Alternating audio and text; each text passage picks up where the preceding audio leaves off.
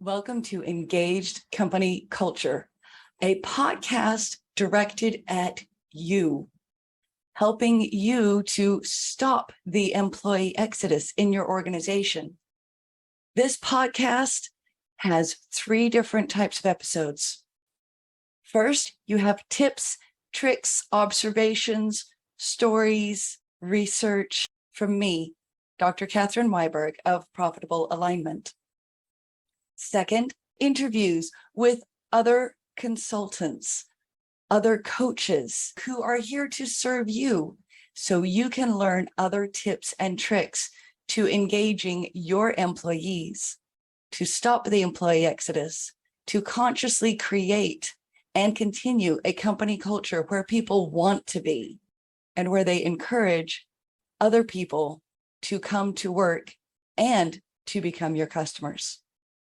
Third, I interview other business leaders who have engaged company cultures and want to share their stories.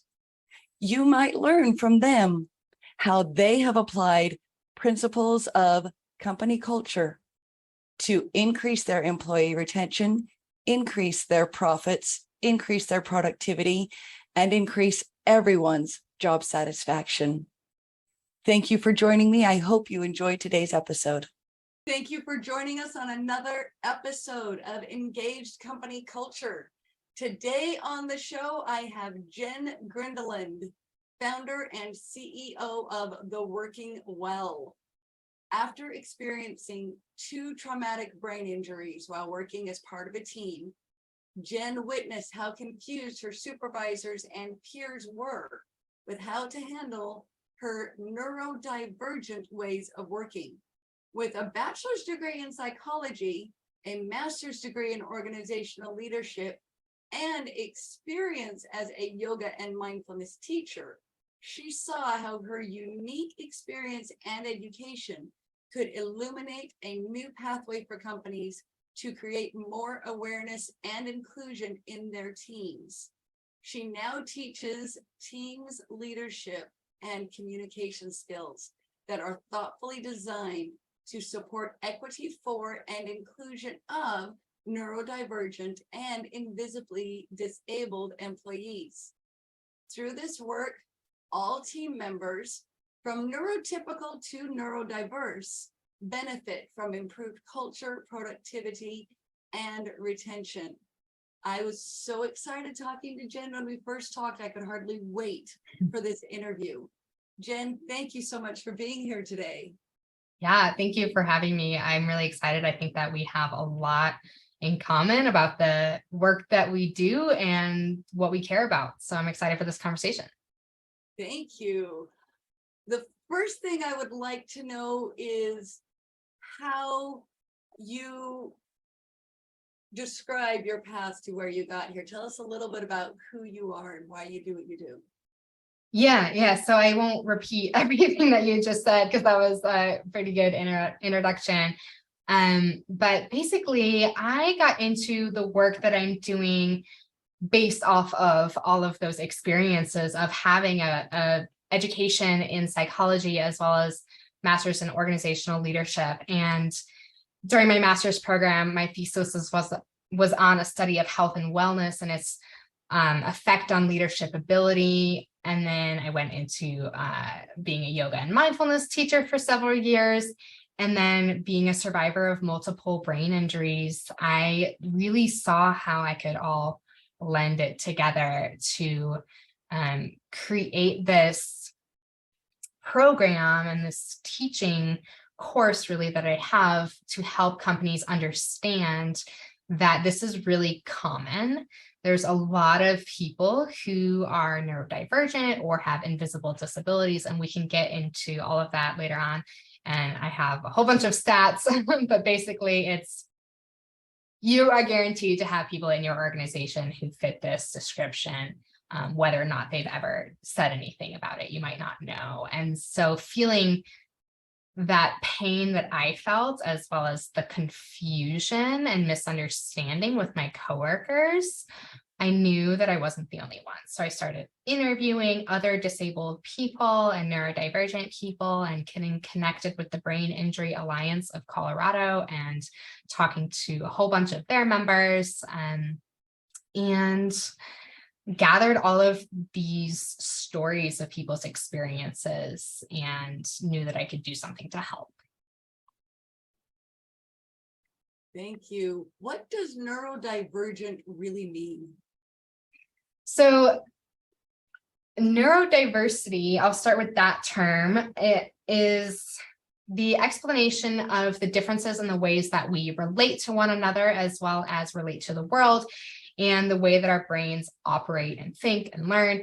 And so it really affects the way that we work.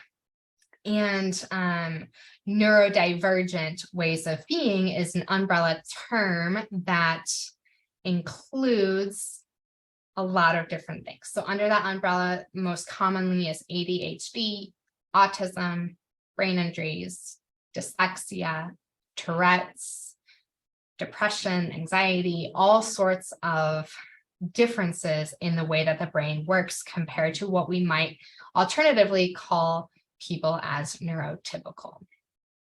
That is interesting. Thank you. When it comes to people with neurodivergent challenges in the workplace, you talked about how you felt alone.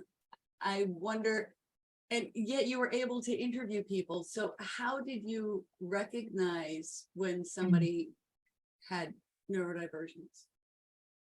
Well, the thing is, it can be really hard to recognize, depending on what people might be going through. So what helped me find those people was being open about it myself and talking about what I was going through and why that was difficult. So after my brain injuries, I acquired a couple of disorders. And those made it really difficult for me to work a typical 9 to 5. You know, I needed to work from home. I needed a constant regular breaks. I needed a split shift schedule. All of these were before COVID, when these more flexible work options started to become a little bit more normalized. So working or talking about what I needed, I would get connected with, you know, the disability services at the organization that I worked at. And, you know, a lot of those people were, they didn't have what I had, but they had other things that might have made it difficult for them to work the typical schedule or expectations in terms of deadlines or anything like that. And then, of course, getting involved with the Brain Injury Alliance of Colorado was kind of a no-brainer for me. I had been wanting to get involved with them for a long time. I was very involved actually right after 2 of my brain injuries that were while I was working. I needed that extra support that they could provide. And then once I was feeling better enough to start this business, then I came back to them to get more involved as more of a resource rather than a someone who needed their support as strongly as I did before. Thank you. In your research, in your study, in your practice, what are the top challenges that you've seen in workplaces today regarding neurodivergence? Well, I would say the first overall challenge is mostly that people don't know that it's a problem that they have, because it's invisible. And unless your employees feel comfortable saying something, then you'll never know. And studies show that only 3.2% of employees self-disclose if they have a disability. And I was definitely in that 97% that did not disclose. I had my first brain injury when I was in high school. So I learned how to mask and hide it by the time that I was working. And then I had 2 more brain injuries while I was working. So I didn't exactly have a choice to not disclose those, because I had to miss a lot of work. So I would say when I speak about the problems that show up, are more easily recognizable, that's kind of what I look for in companies, to see whether or not they have the problem of not supporting their neurodivergent employees. And I break that down between the manager's problems and the employee's problems. So the problems that managers tend to experience are they're feeling like they need to micromanage. They might have disengaged or defensive employees. Their employees might be expressing that their needs aren't being prioritized, which can be kind of stressful as a manager if you don't know what to do about that. The fourth one that I see often is that employees are performing at lower productivity levels than expected, or they might be quiet quitting, which, it's a lot of us are getting more and more familiar with that term as it's becoming more of a problem. And then there's this constant cycle of surprise resignations following by the lengthy process of replacement hiring and onboarding. So that's what I find that people who manage other people are experiencing this. Now, there's also several problems that employees are experiencing. Now, if you think about who's an employee, it's not just people who aren't managers, it's everybody. Everybody in the organization is an employee. So everybody might also be experiencing this, but especially those who are not managers. So these problems that I'm seeing are feeling misunderstood or undervalued, not knowing how to advocate for themselves or express their needs. So feeling misunderstood and then not knowing what to do about it, not feeling comfortable to say anything. There might be disconnection or tension amongst team members. And then lastly, they might be feeling really overwhelmed by their to-do list and might be resentful of their work because of that, along with all of the other problems that they might be experiencing. So these are the top 9 challenges that I'm seeing in workplaces, and every organization might not be experiencing all 9. But I am guessing there are some listeners here who may have identified with a few here and there. I find it wonderful that you've recognized both what the managers are experiencing and those who are being managed, because I agree with you. Everybody is an employee. And when we say managers and employees, we're forgetting that managers are also employees. Mm-hmm. There mm-hmm. might be managers who are having challenges with their own neurodivergence and they don't know what to do with it. Oh yeah. And trying to figure out, well, is this normal? Is this, they might not even have it identified. Uh-huh. And it can be so overwhelming. Well, I need to take care of this person, and this person, and I don't even know what to do here. And I certainly don't know how to accommodate this type of situation. Yeah, and it can sometimes even be more prevalent for managers because there's this feeling that they just need to shove down their own problems and step up and be the manager or the leader. I don't like saying that leader is a managerial position because the way that I learned it's not. Same here. But yeah, so that is it's a big problem. And those last 4 problems that I mentioned for the employees, it's really up and down the whole chain where it might be showing up. Absolutely. So where do you focus when you work with organizations? Yeah, great question. So there are 5 pillars that I focus on when I work with organizations. And so these pillars, the first one clearly being neurodiversity, bringing that to light. And then the next 4 are pillars that you might have heard of, or a lot of people might have heard of in traditional training settings, but I design them and pull them back to the topic of neurodiversity and how can we connect this back to neurodiversity. So those are leadership, strategic communication, self-advocacy, and time management and organization. So I teach everybody in the organization these skills. because like I just said with leadership, it's not just the manager who needs to have leadership skills, but the entry-level employee as well.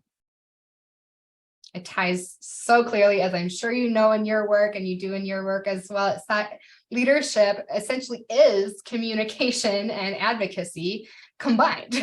It is. And you need to know how to advocate for yourself, communicate what you need, inspire others, whether or not you're the CEO or you just started last week and you just graduated and you're in your first job. Exactly. And you need people to understand where you're coming from and understand what you bring to the group, as well as what you need from the group, what others bring to the group. Leadership is so much more than a title, and it doesn't even require a title. Right. So yes, you and I, with your master's in organizational leadership and my doctorate in organizational development and change, totally all connected together, that we need to get that engagement. We need to understand. We need to bring everybody to the table and give everybody a voice. So frequently we hear about diversity and equity and inclusion in the things that are visible. We talk a lot about neurodiversity, neurodivergent situations and conditions and strengths, because neurodivergence can be a superpower. Oh yeah. How do you help DEI teams to embrace the neurodivergence as well? Yeah, thank you for asking that. I just want to highlight a little bit before I dive into that question, what you said about neurodivergent having superpowers. That is, I want to backtrack a little bit to my history with my first brain injury in high school. I acquired, as I said, a couple of disorders that made it really difficult for me to function as a neurotypical high school student. I wasn't one anymore. I had constant headaches. I had vision problems. I literally could not read because it would give me nausea within the first sentence. And so I failed out of high school English class. And I used this, I'm not going to say it was easy, but I was forced into building all of these new skills like time management, communication, self-advocacy, resourcefulness, creativity, resiliency, innovation, all of these things that allowed me to come in and end up graduating college and grad school earlier than all of my peers. And, I don't like to say that too often because I feel like it's a brag, but I really do think it's important to say when connecting it to being neurodivergent, because our neurodivergent employees have these hidden superpowers. And if our focuses in DEI can be focused on how do we uncover those superpowers, release the borders so that we can answer, or so that they can really give us what they've got and we can release those barriers. Can you just imagine the success that your company would have if you allowed everyone to really harness their superpower? That's one of the reasons that I get excited every time I talk to you, because I focus on people finding their individual strengths and their team's strengths as one of my areas. One of the things that I like to help people realize is that nobody is just anything. Yeah. I don't like the word just because it's so frequently seen as belittling or demeaning or invalidating. And people fail to realize that being just Jen is actually a superpower to Dr. Catherine, because there are things that you can do that I don't do as well. And being just Dr. Catherine is a superpower for somebody else, because what comes naturally to me, or what I've had to learn in order to cope, is something that somebody else cannot do well. But then I can bring that to the table. So I'm unleashing those superpowers that people who have been forced into learning them, or who just grew up learning them because they were not neurotypical. Mhm. So this is just the way they work. There's no just. It's amazing to me. I get really excited about that. Me too. I just feel myself getting all fired up. Like, can you imagine the possibility? Like, we just need to get this message across to the whole world and unleash this, honestly, this pain that a lot of neurodivergent people, if they were born with the condition that they have, which most are, unless it was, very few are acquired, unless it was a brain injury, but they grew up thinking that their way of being is not okay and it's not accepted, and they have to mask it and hide it. So, really common with autistic people, it's really difficult. It can be overstimulating for them to make eye contact. Right. And so growing up in a culture that teaches you that eye contact is polite and you must do it has been really difficult for them. And so starting to allow themselves to unlearn that and be themselves and reduce the stimulation so that they can actually go succeed and not be exhausted can be really powerful. And I love that you commented on succeed and not be exhausted, because people who are neurodivergent can become so exhausted by trying to appear neurotypical. Yeah. It's such a wearing thing. You also mentioned autism with eye contact. Another thing that I have learned with many people who have autism, that often they are viewed as not being able to understand other people's emotions and not having empathy. I have found that at least with some, it's not that they don't have the empathy, it's that they have what could be considered too much. They have so much empathy that it is overstimulating, that it is overwhelming, and it just can't be handled. So with that in mind, maybe somebody with autism is not going to be a good fit as a career counselor, because that person with autism is going to be so overstimulated by all the people and all the things that they're going through. However, that person with autism might have so much other ability to hyper focus and learn something super in depth. That person could be an engineer or an attorney and be able to just pull all of this information out and guide people through the steps. Yeah, and I want to bring to light that with that specific example, there's also some autistic people who have the opposite, who are really understimulated and might need a lot extra in order to feel. So a very simple example is just music. They might need it really, really loud in order to really feel and hear it and experience it. Whereas someone who's also autistic might need it turned way down low because it's way too much. So you just never know. And what I really encourage employees and managers to do is to get curious and ask questions and find out what's really going on, because we can never assume. Yes, we must never assume. Recognizing that every person is an individual. Every person has superpowers. Every person,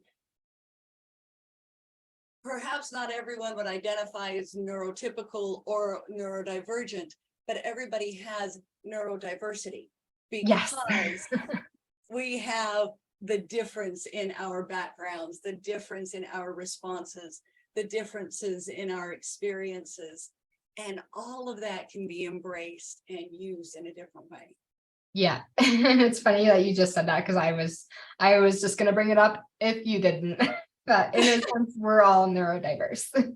Yes. Because it just explains how we're different, how our brains operate different from one another. Exactly. It's a goal for understanding, not a goal for labeling, a goal for being able to reach out and include instead of reach out and exclude. Yeah. So what advice would you give to your target customers? So my target customers are mission-driven organizations, small to medium businesses, and I would give the advice kind of like what I just said is begin to get curious about your people in your organization. And I guarantee you, if you have at least 10 people in your organization, odds are 1 to 3 of them are in this camp of feeling that they are different than everybody else. They might have an invisible disability or be neurodivergent or a physical visible disability. And based off the statistics, up to 30% of college educated white collar employees in the United States have a disability, which was a study done in 2017. And so advice that I would give is begin to get curious about what you're not seeing. And how can you begin to see it more clearly? Oh, I love that. I love that. That's another version of singing my song, because it's curious about what they need. How can they be engaged? Understanding and seeking. I love it. Allow yourself to continually learn about your people. And then what can you learn next? What can you engage next? How can you build on it? How can you appreciate the value that that person brings? How can you appreciate the perspective that that person has? How can you learn and maybe develop in a way that is like that person? How can you mirror something or learn and grow? And then what can you do next? Because as you understand your individuals, not only will they feel valued, but all the value that you provide is going to increase. And that's going to bring you revenue. It's going to bring you profits. It's going to bring you customers. As you align all of your people with what they do, what they love, how they function, it all becomes synergistic. Yeah. And once they feel supported and that they can truly be their authentic selves, bring their full self to the team and claim ownership of their unique experience and contribution to the team, then the productivity level just skyrockets and it's contagious. It happens to everyone else on some level, and it can only continue to grow and expand the innovation and productivity of the team. Love it.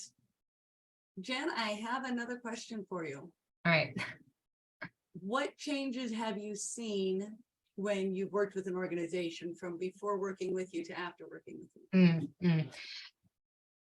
I would say the biggest change is the awareness piece and the curiosity. A lot of organizations, when I first talk to them or start working with them, they have no idea what neurodiversity is. And so going from asking, what is that, to asking the questions of, maybe I'm neurodivergent, maybe this person is, but it really doesn't matter if they are or not. Let's just figure out how we can support each other better. So seeing the transition from being totally not aware at all, and to no fault of their own, into this place of being so aware that it's infiltrating their daily actions. That is really cool. I love that, infiltrating their daily actions. It becomes part of who they are. Yeah.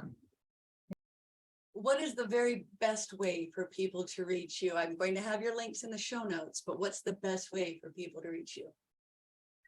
The best way for people to reach me would be through my website. It is www.theworkingwell.us. And on there, you can see in print a little bit more about what I do, everything that we talked about today, as well as book a free consultation with me. That's the best way to just have a conversation, talk to me, see if you are experiencing the problems that I can help solve. Thank you. Of everything that we've touched on, what do you most want people to remember from our conversation? I most want people to remember the statistics that I shared, that if you have at least 10 people in your organization, you do have incredible employees who might be neurodivergent or have invisible disabilities. You do. There's just, it's statistics don't lie. You've got it. Bring yourself aware, bring yourself some awareness around that.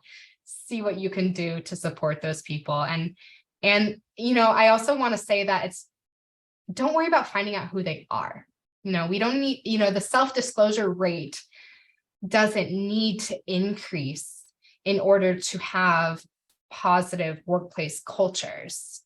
I could feel incredibly supported where I work and never tell them that I had brain injuries because it's not really relevant. It doesn't really matter why I need what I need. What matters is that I'm getting what I need and the support that I need. Perfect. Thank you so much, Jen, for being here. I hope that everybody listening or watching has enjoyed this as much as I have. Listener, viewer, if you have enjoyed it, please share the episode, like the episode, subscribe, follow, and make sure that you are finding how you can engage the superpowers of your neurodivergent employees, because they are there and they are phenomenal. Yes, they are. Thank you so much for having me on the show. Thank you, Jen. Thank you for listening to or viewing today's Engaged Company Culture episode. I hope you have enjoyed the episode. I hope you have learned something and have something that you can apply today to engage your company culture and encourage your employees to enjoy work, looking forward to Mondays instead of only looking forward to Fridays. If you liked this episode, please share it with someone else you know. Also, like and subscribe to Engaged Company Culture anywhere you listen to podcasts. Thank you and have a wonderful day.